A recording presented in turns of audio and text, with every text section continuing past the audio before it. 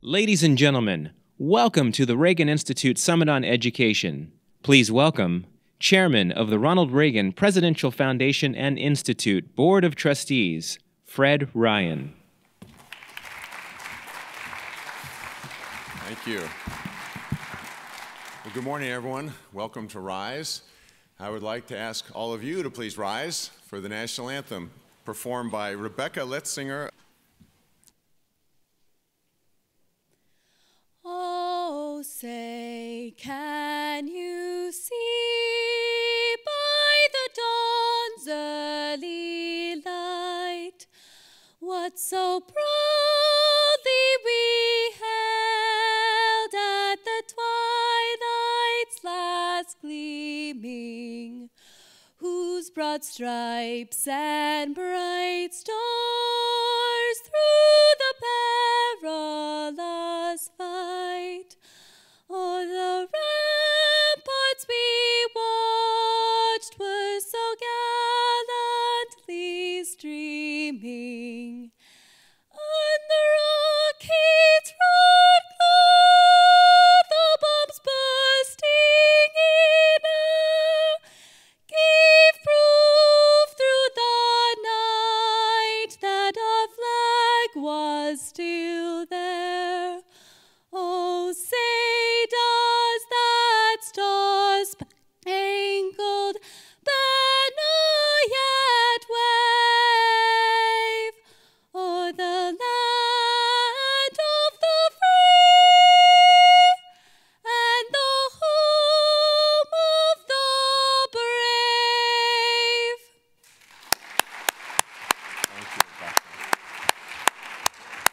Thank you, Rebecca, and good luck at Tulane next year.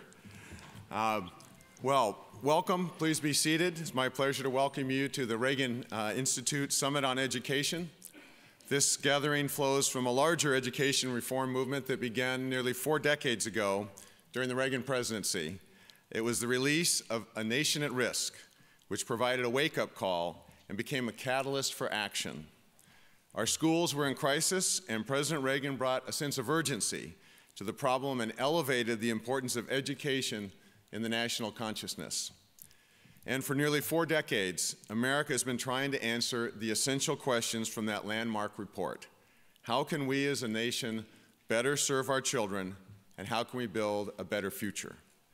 President Reagan's dedication to improving our schools, to putting quality education within reach of all children, was central to his presidency and to his legacy.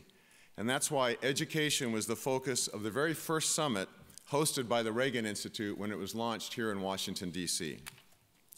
Well, the purpose of this year's RISE Summit is to continue that conversation and to explore solutions and the tremendous opportunities for reforming and advocating for America's schools. We'll be joined by leaders from all backgrounds, of diverse perspectives and political affiliation. The common denominator is a commitment to building a modern education system that empowers all Americans to reach their full potential.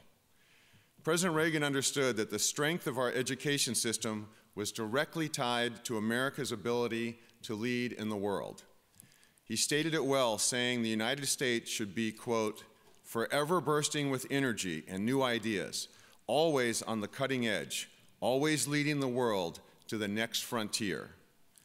Our charge at the Reagan Foundation and Institute is to continue the work of the 40th president, but that doesn't mean being nostalgic or clinging to old ideas or solutions of the past. It means living the values and expanding the principles that will empower us to conquer that next frontier. A commitment to education is the most essential of those values. That commitment transcends party lines and ideologies, and our lineup today is meant to reflect just that. Today at the RISE Summit, we'll tackle some big questions that are unique to our times. How must our schools evolve? How do we best prepare our students for the demands of a rapidly changing workforce? How do we best assess the complex blend of knowledge and skills that students need to be successful in school and beyond? What's on the horizon for higher education? And how do we set and meet ambitious goals for the future?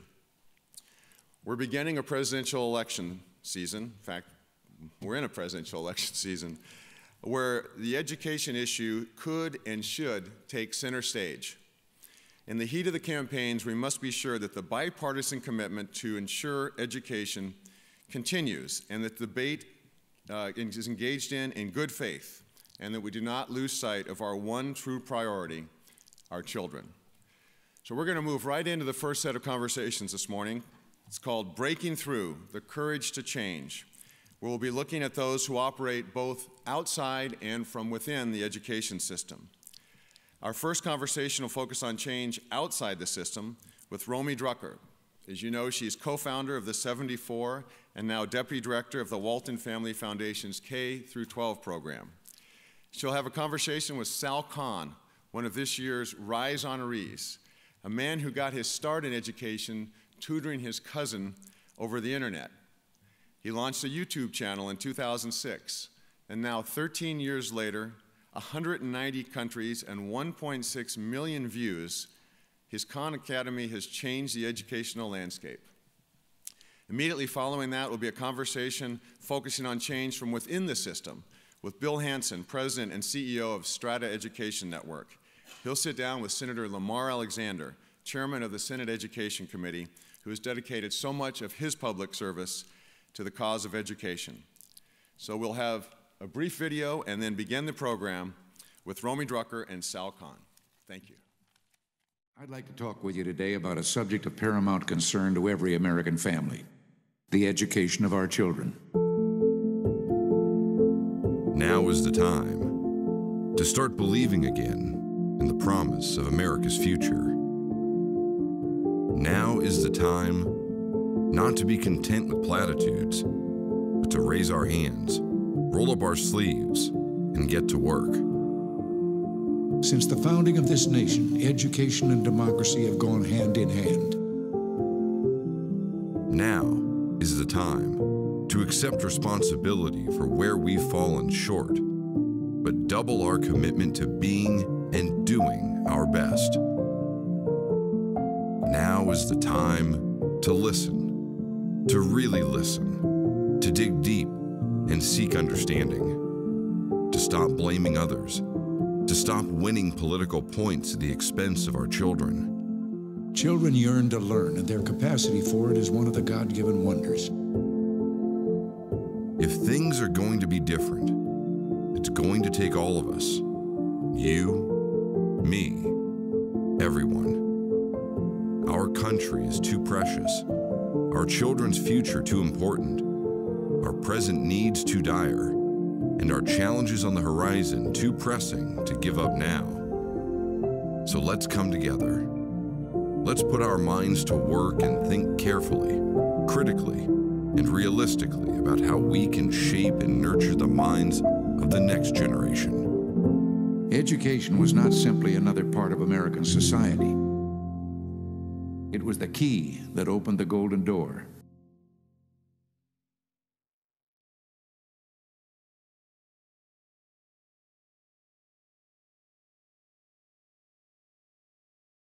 Good morning, everyone, and welcome to Rise 2019. Apologies for the delay. My name is Romy Drucker, and I am the Deputy Director of Walton Family Foundation's K-12 program. We're thrilled to be a sponsor of Rise 2019. I'm also the co-founder of the 74, and waiting on my friend Sal Khan to join us. Sal is a man of many, many superpowers, for those of you who are familiar with the incredible story of Khan Academy, but he can't beat DC traffic. So he will be joining us in just a moment. Show of hands, who uses Khan Academy? Who has used Khan Academy? Wow, big crowd, amazing, me too. And who here thinks they could make a video for Khan Academy for Sal about beating DC traffic? I am sure there are some experts in the room. So Sal will be out here in just a minute. I will also mention that we are having a live conversation on Twitter. Here you are. So good to see you. Great to be here. Thank you so much. You good? Yes, this is wildest night I might have ever had. I mean, it might speak to me having a not so wild life, but I literally just got off of a red eye in Baltimore. I just said you're a man of many superpowers, but you can't beat DC traffic. Yes. So we're going to jump right into it. And one of the things I love about interviewing entrepreneurs is talking a little bit about their founding stories. And yours happens to be one of my favorites because you started literally in a closet. And Khan Academy was just a whole different, thing. When you started, it was basically tutoring, and it has grown into an unbelievable platform with 10 million users a month, accessing free education across the globe. So tell us how you got your start for those in the room. And before you got on the stage, I did a show of hands of who has used Khan Academy, and it was basically the whole room. So we got a lot of fans in here. So tell us, Sal, tell us where you got your start, and then we're gonna jump into the future. Yeah, well, pretty close to what you just said is 2004. My background was in technology, but in 2004 I was a year out of business school. I was working as an analyst in a hedge fund, and one of my cousins in New Orleans needed tutoring. So I tutor her. She was being placed into a remedial math class, so one thing leads to another. It worked out for her. Started tutoring her younger brothers. Then word gets around my family, free tutoring is going on. And I find myself with 10, 15 cousins, family, friends all over the country that I was tutoring after my day job. And the first Khan Academy was me just seeing a pattern that a lot of my cousins had, which even the ones that were A or B students, the reason why they were having difficulty in, say, algebra wasn't because algebra is difficult or because they weren't bright. It's because they had gaps from 5th grade or 7th grade. In a traditional academic model, it was very hard to remediate those gaps because everyone's pushed ahead at a fixed pace. So I started writing software for them, and that was the first Khan Academy. We had no videos. And it was actually at a dinner party that I was showing all my friends this thing I was making. I'm not the best dinner party guest. And the host, he says, well, how are you scaling up your actual lessons? And I said, it's tough. And his name's Zuli Ramzan, give him full credit. He said, well, why don't you record some of them as videos and upload them onto YouTube for your family? And I immediately said, it's a horrible idea. YouTube's for cats playing piano. It's not for serious math. But I went home that weekend. I got over the idea that it wasn't my idea, and I decided to give it a shot. And before long, my cousins told me they like me better on YouTube than in person. And it's counterintuitive at first, and they literally told me that. But it made a lot of sense when you view it from a learner's point of view. They could pause, repeat. They could watch in the middle of the night. They didn't have to feel embarrassed if they had to review something. And then it was pretty clear that people who weren't my cousins were watching. And then by 2009, there were about 50,000 people who were using it on a regular basis. And I had trouble focusing on my day job, so I set it up as a not-for-profit with a mission: free world-class education for anyone, anywhere. And kind of took the plunge, and I would say that first year was really tough. Our first child had just been born. We were living off of savings. But about a year into that, some really important folks to the beginning of Khan Academy took notice and said, hey, the social return on investment here could be really big, could reach millions or tens of millions of folks. And folks like Ann and John Doerr and the Gates Foundation and Google.org were some of those original supporters, and there's been many since. And as you mentioned, I think last year 70% of all American kids used this at least once. Things like now SAT practice is kind of linked to Khan Academy. When kids take the PSAT, which I think once 70 or 80% of all American kids take it in 10th or 11th grade, when we took it, it was just this random test. If you did well, you could get some scholarships or something. Now when you take the PSAT, you get a link, and it's kind of a diagnostic for personalized practice on Khan Academy. So the software in Khan Academy can know your strengths and weaknesses. And then we can follow those students through Khan Academy over 2 years or so until they take the SAT. So we can do efficacy studies on the scale of hundreds of thousands, which would have been science fiction not too long ago. Yeah. So you have, in a lot of ways, democratized access to knowledge. You have made knowledge available to millions of Americans in sort of deep and meaningful ways. And yet, when we look at our public education system today, significant achievement gaps between low-income minority students and more upper-class white students, significant diploma disparities between those same groups.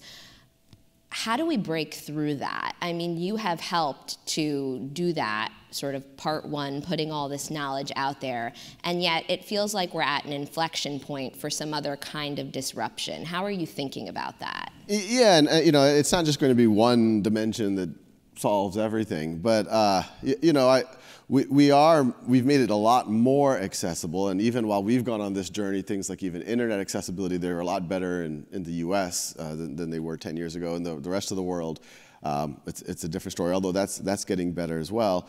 I think our central question right now, you know, we have efficacy studies now that if students even put 30 minutes a week, they're growing 20–30% faster than their peers. And so for us, the question is, how do we make sure that the kids who are most marginalized, who are most in need, are essentially getting the, for lack of a word, the dosage that can at least get them to grow. And it's a pretty big deal. You know, the stat that causes the most pause in me when I learned it a few years ago was 70% of young people who go to community college have to take remedial math. And remedial math is a euphemism for 6th grade math. So it just tells you that, you know, for a large chunk, and these are some of the, you know, these are the kids most in need, but it's the bulk of kids going to community, and it's 25% at four-year colleges, which isn't a lot better. They're almost half of their K through 12 experience. It's not clear that there was a measurable gain. And so, yeah, one of our big things is to partner with philanthropy and corporations, and you know, we're trying our best to build out all of the content from pre-K all the way through the kind of the core of college and math, ELA, science, and then work with districts and work with other groups to make sure we can get it out to as many students as possible. Do you see Khan Academy as shifting the delivery of education or more about changing its purpose? And I ask this question because you had a piece this morning in USA Today. The title of it was, "We Need a Big Bet on Technology, Literacy, and Education to Move America Forward." And you sort of trace a storyline from the Industrial Revolution today and make an argument about a need for a big change, for education to start amplifying human purpose and potential and not hindering it. So talk a little bit about sort of how you see Khan Academy's role in that and the direction you want to push in to make technology, you know, not have technology be something that's outsourcing human, you know, jobs and labor, but really amplifying what young people can do. Yeah, you know, there's a lot of talk these days. There's already a lot of conversation about wealth inequality and wage stagnation and all of that. And then there's a lot of fears when you go into the next few decades of artificial intelligence and automation, what's going to happen to all the truck drivers and the cashiers. And, you know, I've heard kind of two points of view. I've heard oh, well, look at the Industrial Revolution. I know it's scary, but technology always net creates jobs. But what you point out is the Industrial Revolution didn't evolve the way it did completely on its own. You had a massive bet on public education right as the Industrial Revolution was happening, where the U.S. was actually already reasonably literate for white men in the late 1700s at the time of the Revolution. But for women, it was maybe about 35% literacy, and obviously for African-American slaves at the time, it was an exception to be literate. And so if you didn't have this incredible, now amounting to close to 3–4% of GDP investment in public education, you wouldn't, I argue that you wouldn't have the middle class that we got coming out of the Industrial Revolution. We might have had some type of techno-feudal state otherwise. And as we go into this next Industrial Revolution, or whatever you want to call it, things like artificial intelligence go much deeper into what a human being is capable of, or what we've used to think of what a human was reserved for human beings. And so some people say, oh, well, we have to just create bigger safety nets and all of that, but that's also a problem. One, not clear that you can afford it, but the second thing is you're going to leave a huge chunk of the population without purpose, and we're also not going to be able to access their potential. And so from my point of view, the third option is we have to make a bet that rhymes with the bet that was made in the 1900s. And for me, it is, well, how do we get most people to be entrepreneurs? How do we get most people to be a member of the creative class, whatever you want to call it? And to me, that is not only making education far more accessible, making it lifelong, and that's why some of these internet modalities are valuable. You can start learning on your phone, in between meetings, whatever. But I think there's an element of our theory, and we see it happening. The reason why so many people hit a wall in algebra or physics class, and it was okay in the Industrial Revolution because you only needed 5% of the population to be the engineers, the doctors, the lawyers, the entrepreneurs. But now if we need most people or a larger chunk of people to participate at the top, it's actually most people are going to need these knowledge skills.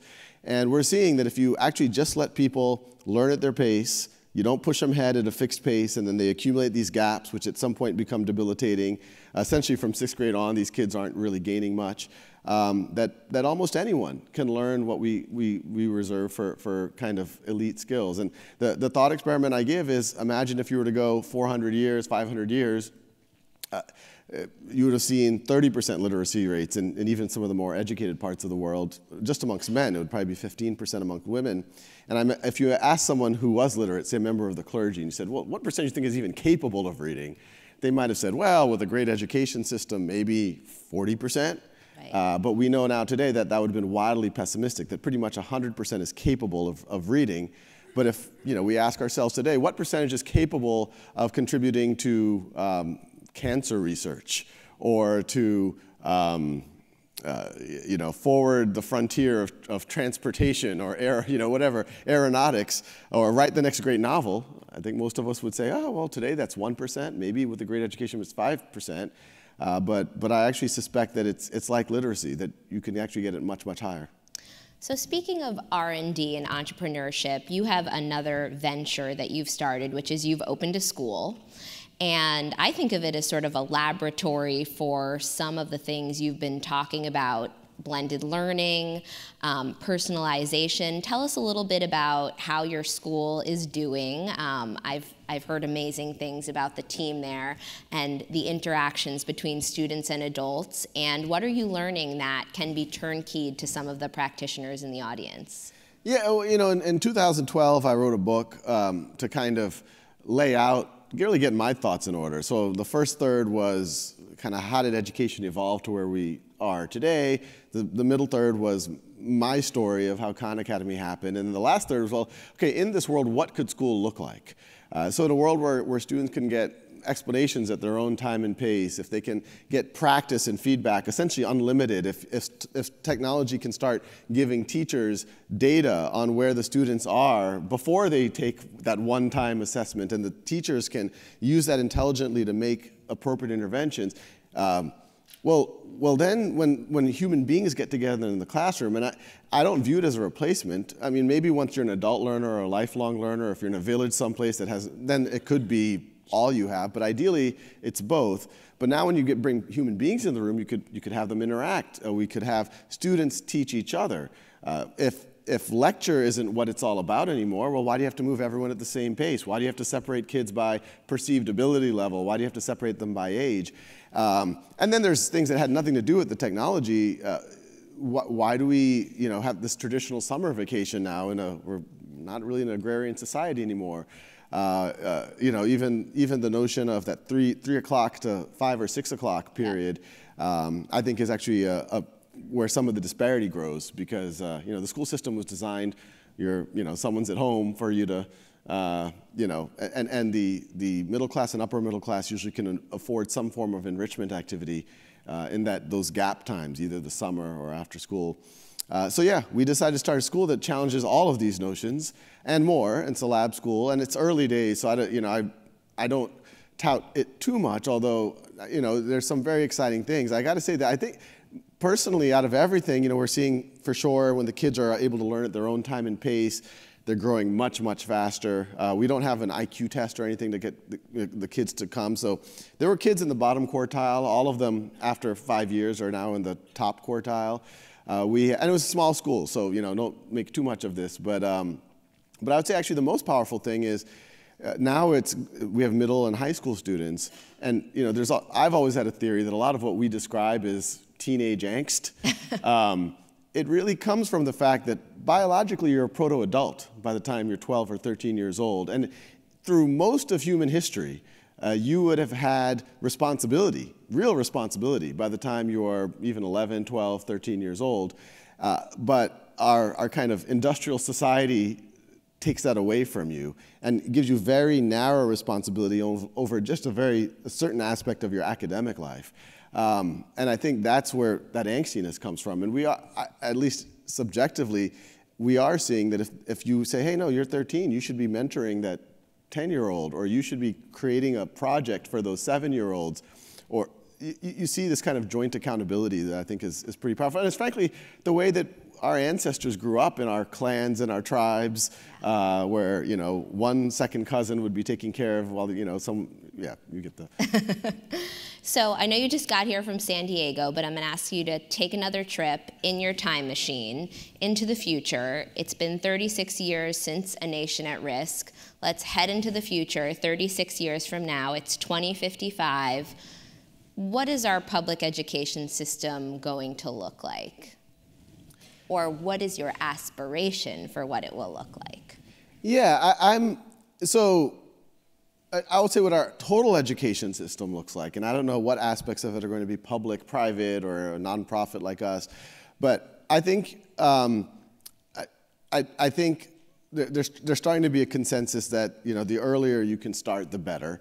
So I think you're going to see a lot more kids being able to go when they're 2, 3 to get a preschool. Early education. But I see that wherever you start, especially while you're kind of what we consider today school aged, when you're younger, and the social interaction is really important, but you're going to be able to learn at your own time and pace.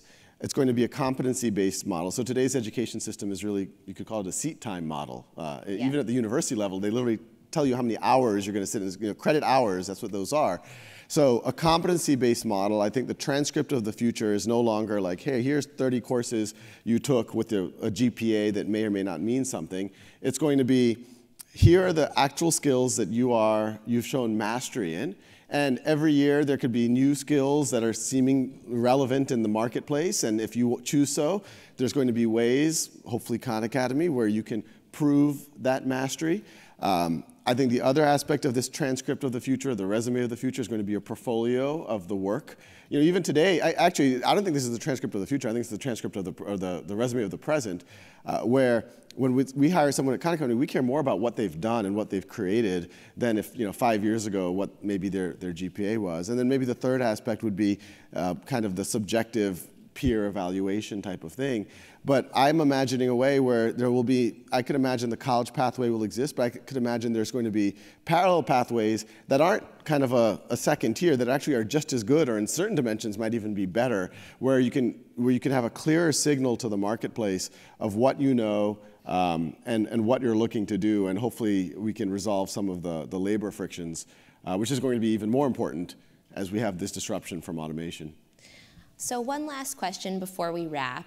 Ronald Reagan said that the greatest leaders are ones that inspire people to do the greatest things. So share with us some practical advice. We all admire your entrepreneurial spirit. For the education leaders in this room who are sort of day in and day out trying to figure out how to reimagine education at the policy level, inside of classrooms, share with us your sage wisdom. I don't know. I would say just think from first principles. It's amazing how many people view means as ends. So like in the K through 12 education conversation, everyone's viewing, oh, well, how many kids got into college? Well, that's not the end. In fact, in certain ways, that's not, those kids, it might be counterproductive. In class, the evidence is it's increasingly counterproductive for a lot of kids. Even kids at the top end, what are better signals that we can provide. And so what do employers or even graduate schools, what do they really care about? And how can you draw the clearest path between where students are today and that? And think, without any of the existing system, how would you do it? And then try to map to how to get there from where we are now. Because there's a lot of stuff that I see every day where, especially in education, yeah, people view these intermediary kind of, college, for example, was not designed to be a way to enter into the middle class. It was designed as kind of a finishing school for the elite. But because it was aspirational, it turned into what it is today. So yeah, I would just say think first principles. Well, thank you, Sal, for an incredible conversation this morning and for all that you've taught me and all the people in this room. And we thank you all. And next up is Senator Lamar Alexander and Bill Hansen for a conversation. Thank you all. Thank you. Thank you. Sorry about that. No, you're good. Ladies and gentlemen, please welcome United States Senator from Tennessee, Lamar Alexander, and the CEO from Strata Education Network, William Hansen.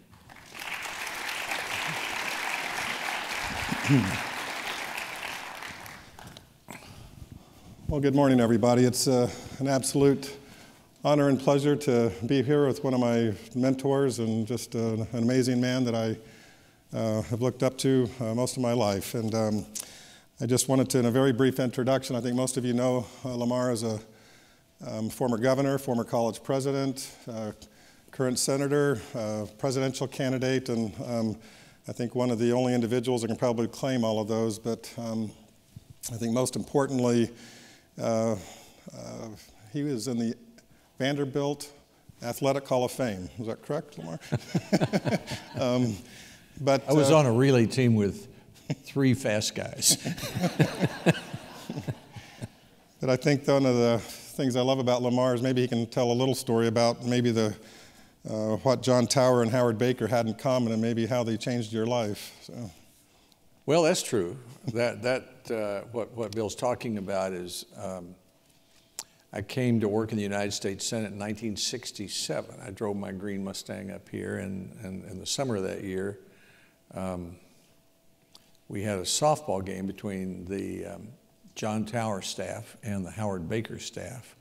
And I noticed that one of the girls wore red shorts and slid into first base, and I chased her for 1.5 years and married her. So that's what happened. You were very lucky to get honey. That's right.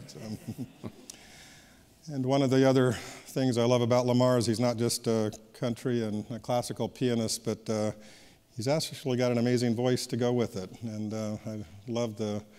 You want me to sing? Is that what you want? No. You're the chairman. You can do whatever you'd like.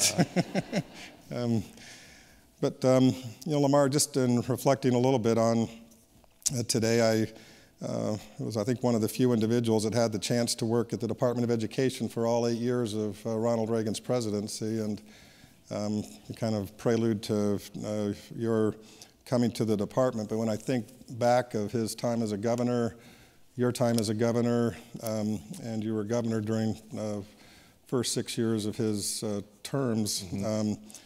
One of the things that really stood out in the education world is the federalism, and I just know that that's hit you a lot, both with your role as governor, but also your time as secretary, and I just don't know if you have any thoughts you'd like to share about your perspective of federalism and the different perches that you've had. Well, thanks, Bill, and thanks for inviting me. You've got a terrific program today, and I compliment the organizers for doing it. I think of 2 stories about President Reagan that influenced me. First is that shortly after I was elected, which was early, I was elected in '78, but so we're in the early '80s, and I was trying to figure out what to do as governor. But one of the early conclusions I came to was that the quality of elementary and secondary education had everything to do with it. So I actually made an appointment, flew to Washington, and saw President Reagan, and said, I propose a grand swap.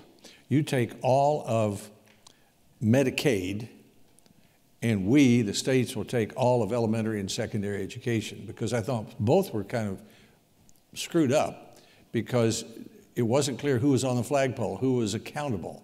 And so if Washington was in account of Medicaid and we were in charge of elementary and secondary education, then we would fix responsibility. He liked the idea and even mentioned it in his 1983 State of the Union address, but didn't go anywhere. The other story, which is an example of his effective leadership, you know, federalism to me isn't a federal mandate for every problem. I think education is a national problem, but you don't solve it by ordering it solved from Washington. And President Reagan's method was, of course, A Nation at Risk in 1983. I don't suppose there's ever, there hadn't been a government report better known than A Nation at Risk, or the one that had more influence on those of us in our states who were trying to move ahead. But then once we started moving ahead, one of the proposals I'd made was a master teacher program, a career ladder, which would pay teachers more for teaching well. Tennessee was trying to be the first state ever to do that. I mean, in 1983, not one state paid one teacher 1 penny more for teaching well. So we were trying to do that, and it was defeated in the Democratic legislature the first time because of opposition from the NEA. And President Reagan came to Knoxville. He read Shakespeare to the 11th grade class. He met with the Democratic and Republican leaders and said, rewarding excellence is the American way, and it made a big difference in my ability to pass that in 1984. So he knew how to use the bully pulpit, and my idea of federalism is what we ended up doing with fixing No Child Left Behind. We kept the tests so you know how kids were doing, but we restored most of the responsibility for what to do about the results of the tests where I think they belong and where I think President Reagan felt they belonged. It's also not many times when you get the convergence of the governors and the NEA recognizing the impact of the ESSA legislation. No, in fact, it wouldn't have passed without that. I mean, I had breakfast this morning with Randy Weingarten, who's the head of the American Federation of Teachers. I'd really worked with Al Shanker back when he was the AFT head. He was actually for a master teacher program. He said, if you can have master plumbers, why can't you have master teachers? So that was a big help to me. And in fixing No Child Left Behind, it wouldn't have happened if both the NEA and the AFT had also gotten tired of Washington telling states and classroom teachers and communities what to do about so much of education. So we had an unusual convergence of the governors and the teachers' unions and the school boards and others. And otherwise it wouldn't have happened. It's too difficult to do without that kind of support. One of my favorite quotes of yours when I had the fortune to work with you was, if you can find it in the yellow pages, the federal government ought not to be doing it. Well, that's I don't know if I butchered that or not, but that's no, a very good framing of federalism. So. No, that's my view on it. And I've been surprised as a senator. I've now been one, this is my 17th year, how difficult it is to remind people that all the well-meaning people in the country don't work in Washington. And I constantly have arguments about that is a good idea, but we don't need to impose it on every, we have 100,000 public schools and they're very different, and we don't need to impose that one good idea on every single school. And we're not the only ones who care about an underprivileged child. And we had it with the Perkins Act, we had it with elementary and secondary education, fixing No Child Left Behind. We kind of created a national school board over the years. And I think in the ESSA, we reversed that trend. Thank you, Lamar. Maybe just a couple of thoughts. Before I got a chance to meet you in 1990, I loved your book, 6 Months Off, after your time as governor, and then, but also learning of your 1,000-mile trek across the state of Tennessee. But I felt like those are a couple of the markers of the man, and also just your perspective of the bully pulpit and your view of government that you brought with you when you became secretary in 1991, but don't know if you have any thoughts about either of those two. Well, what Bill's talking about is I ran for governor in 1974, and I was thinking about doing it again, and my wife said, well, if you run the second time like you did the first time, you'll lose again. And so I ended up walking across Tennessee 40 years ago last year. Took me 6 months. I spent the night with 73 families along the way, and I put an X down and took a band with me, 4 guys from the University of Tennessee marching band, and we'd get up on a flatbed truck, and this was long before we didn't even have a cell phone. So in order to get in touch with campaign headquarters or anybody, I'd have to stop along the side of the road and make a payphone call. And the good part about that was if you spend the night with 73 families that you don't know, and you have dinner with them, and you meet their friends, and you go to their church maybe on Wednesday night, or you get up in the morning and you go to the factory where they work. After you do that for a while, you pretty well get immersed in whatever you need to get immersed in if you're supposed to be representing those people. And so when I was governor, and I'd get a little huffy, the staff would say, put on your red and black shirt and go back out and take a walk, and remember where you came from. So I did that out of necessity in order to try to be a better candidate, a better governor. And then what he's talking to about Australia, in our last year, my wife said, we have to get out of here. And I said, but they kick us out. So what do you mean? She said, no, we need to take the family. You've been very consumed with politics. So we took our 3 teenagers and a 7-year-old, and we moved to Sydney, Australia, and lived for 6 months and took 6 months off. And it was a very defining moment for our family and for me. And of course, after we got back to the United States, we immediately got back in the rat race. But it was a wonderful experience and helped me keep my feet on the ground. Well, Lamar, when you came to the department in 1991, somebody that had been there for pretty much the previous 10 years, I was very struck by kind of almost your campaign mode you brought to the department with the creation of America 2000, but also just the team that you assembled. I don't know if you have any reflections on the importance of the team that you brought around you, but also really the whole America 2000 campaign that took you out to the states and the communities nationwide beyond what you did at Tennessee. Well, thanks, Bill. Well, I mean, let's put that in context. Let's go, since this is the Reagan summit, nation at risk, 83, governors hard at work. I was elected the same day Bill Clinton, Bob Graham, Dick Riley were in their southern states. We were all trying to respond to that. Then in 1989, President H.W. Bush had a summit of all the governors. Terry Branstad was the head of that. Bill Clinton was involved in that. A couple of years earlier, Bill Clinton and I, for the governors, had focused all the governors on education. So we had all this stuff going on during the 1980s, during the Reagan term, as a result of the bully pulpit effort of Secretary Bell and President Reagan challenging us. And then the challenge was to try to meet the goals that the President Bush and the governors had set in 1989 of math, science, English, history, and geography. So that's what we called America 2000. And I did one smart thing. When President Bush called me, I was at the University of Tennessee. I was president of it. And I tried to think of what to ask him. So I said, Mr. President, I have 2 questions. May I, when I get in, assuming I get confirmed, come up with a plan to help you meet your education goals, subject to your approval? And he said, yes. And then I said, may I then recruit a team to help implement your plan, subject to your approval? And he said, yes. So when I was announced in the White House, they ushered me into the White House personnel office, and they started telling me all the people I was going to have work for me.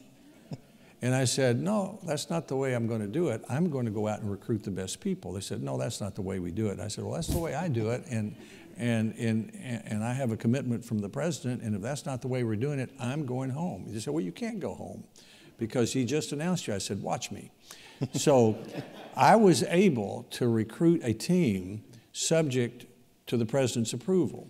And so I went to see David Kearns, who was the CEO of the Xerox Corporation. He was the leading businessman who was interested in education at the time. And he agreed to come in as the deputy secretary, an extraordinary individual. I went to see Diane Ravitch, whom neither David nor I knew. And she came in. And so we assembled a team of really outstanding people, including some people already in the department, and subject to the president's approval. So I gave him his plan and I gave him his team. He was delighted with it. And the White House Personnel Office didn't like it very much, but it was the right question to ask. So if a president ever asks you to be in his or her cabinet, ask those 2 questions and you'll have more success. Well, Lamar, one of, I think, the hallmarks of your term as secretary was also the July 1992 when President Bush signed the reauthorization of the Higher Education Act just up the street here at the Northern Virginia Community College. And that does not happen very often in a presidential election year in July, but really maybe a little bit of a reflection of, and I know we had to take some tough stances and threaten vetoes and whatnot, but you're going through this right now as well in terms of trying to get the reauthorization done. And any thoughts on how you maneuvered this 25 years ago and how you need to get it done in the next 20 months? Well, it wasn't easy then. Then we had a big argument over student loans, right? And we had a Democratic Congress that wouldn't let us do very much. And so the compromise we made was that we would have, I guess, 1/3 of them would be government loans and 2/3 would be private loans, something like that. And to give President H.W. Bush credit, I wrote him a letter in October about the Elementary and Secondary Act and said, this is too much of a national school board, too many federal mandates, and he threatened to veto it. As a result, it didn't pass. He did that right in the middle of the campaign that he lost about a month later. Now, fast forwarding to today, I really enjoyed hearing Mr. Khan a few minutes ago about trying to imagine what the world might be like next year, even much less 36 years from now, and all of the openness, what the internet and technology have produced. What we're trying to do with the Higher Education Act is update it in 2 or 3 important ways. One is to simplify the federal aid application form and the student loan repayment. Some of you know what this is. This is the 20 million American families fill this out every year. It's 108 questions, about 90 of which are unnecessary. And it's what you fill out to get a Pell Grant or a student loan, and you fill it out 1 year, then the next year, then the next year, then the next year. And you have to give your information to the IRS, and then you have to give the same information to the Education Department, and then they verify it, which is a procedure to catch you and see if you did anything wrong, kind of like a Senate hearing, but it applies to 20 million families at one time. And so you have some Pell Grant student from a low-income family who's in the first semester of a community college, and they yank the money while they verify whether you gave different information to the 2 different places. Well, the short answer is we have a way, and bipartisan support for, working with Senator Murray, a way to stop giving the same information to the government twice. That's 22 of the questions. You just, with 1 click, you can import the information from the IRS to education for purposes of your Pell Grant. And then we can get rid of most of the other questions, leaving about 18 to 22. And Secretary DeVos has put the FAFSA on the mobile phone. So hopefully soon we'll have a lot of Americans whom we hope will take advantage of college will not see this as a big obstacle. The problem is low-income families don't want to fill it out. And at Southwest Community College in Memphis, which is largely African-American in student body, the president told me he loses 1,500 students a year just because of the complexity of the form. Then the student loan repayment form, I don't need to go into that. There are 9 different incomprehensible ways to repay your student loan. We should only have 2. We'd like to have more accountability, a better, which we can do, I think, by using a different, and this is very wonky, but a few of you are wonky, we'll get away from the cohort default rate and into measuring whether you actually are repaying your student loan. We'd like to find ways to encourage students to borrow less and to understand the difference between a grant, which you don't have to pay back, and a loan, which you do have to pay back. There's discussion for Pell Grants for prisoners, which I think is a good idea, of short-term Pell Grants, because so many people are getting certificates these days. If we could find a way to do that properly, we've done year-round Pell Grants. So there's a lot to do to try to create an environment in which the kind of innovation you just heard about previously can flourish and prosper over the next several years. We can't mandate the kind of thing that the Khan Academy does, but we can try to make sure we leave an environment in which Georgia State or Southern New Hampshire University can innovate and do things with competency-based education or ways of improving the completion rate for low-income first-generation students. We leave it free for them to figure out ways to do that. Lamar, just in terms of the timing and the sequencing, what are your thoughts on how you're going to be handling getting the bill out of the Senate and conference and getting the bill done? You announced your retirement at the end of next year, and I know this is an absolute priority for you to get done before you leave, but maybe share a little bit of your thoughts on how you're going to Yeah, I've got 2 more years to cause trouble, so I'm not gone yet. My goal, I'm working with Patty Murray, who's the Democratic leader of our Education Committee in the Senate. I think she's going to be here this afternoon. I enjoy working with her. She's a partner on fixing No Child Left Behind, 21st Century Cures, other things that we've done.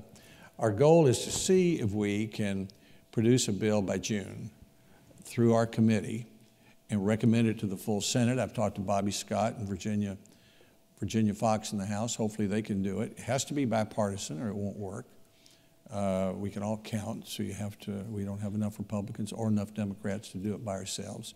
And the advantage of a bipartisan bill is then, A, it passes, but B, it creates some stability in policy. I mean, if you're in elementary and secondary education, the one good thing about fixing No Child Left Behind in a way that had bipartisan support is that that's pretty well it for the next decade or so in terms of federal education policy. I mean, you might have a new secretary. Secretary DeVos will be here today. She's strongly for vouchers for children, but she's not going to do that by edict as a secretary because the federal law doesn't permit it. Now, I don't agree with that, but that's the law. So you won't have the back and forth that comes when you don't have federal law on major issues. So we need to have federal policy that's stable and certain and that has broad support. We've got it in elementary and secondary education. If we can report a bill to the Senate this summer, I think we can pass it. You may say, well, how can you do that? You all don't ever do anything. I suggest to Tennesseans, look at Washington, D.C. as a split-screen television. I mean, on one hand, you have the Kavanaugh hearings, say last October, with senators throwing mud at each other. On the other hand, you had 72 senators working together in 3 committees in the House, 5 in the Senate, 5 in the House, passing a bill on the opioids epidemic, same month, that the president then signed the next month and said it was the most important law on a public health epidemic in history. So this happens all the time. And Senator McConnell told me this week, he said, I don't want to just do nominations all year. He said, bring me something important, something that's bipartisan, I'll put it on the floor. So if Senator Murray and I can do that through our committee, I think we can put it on the floor. And to answer your question, I hope we can pass it in the Senate by this summer. I hope the House will do the same. And we'll get a bill to the president this year. Well, Lamar, just hearing you talk about the split screen, it takes me a little bit back to your presidential campaign in 1996, and I love the theme, cut their pay and send them home. And maybe you can tell us a little bit, I think even with the civility situation we're here in Washington about, but just any thoughts from your campaign ideas of 2 decades ago? Well, my major idea was less of Washington and more of ourselves. It was still the federalism idea, and I still believe in that. When you remind me of that, that wasn't that long ago, 1996. And, but that was before anybody used the internet, really, or much. I think I was the first presidential candidate ever to announce his campaign on the internet in 1996. And I didn't know what I was doing, and people thought I was wasting my time by doing it. So there were no mobile devices. You didn't have instant notoriety on cable news.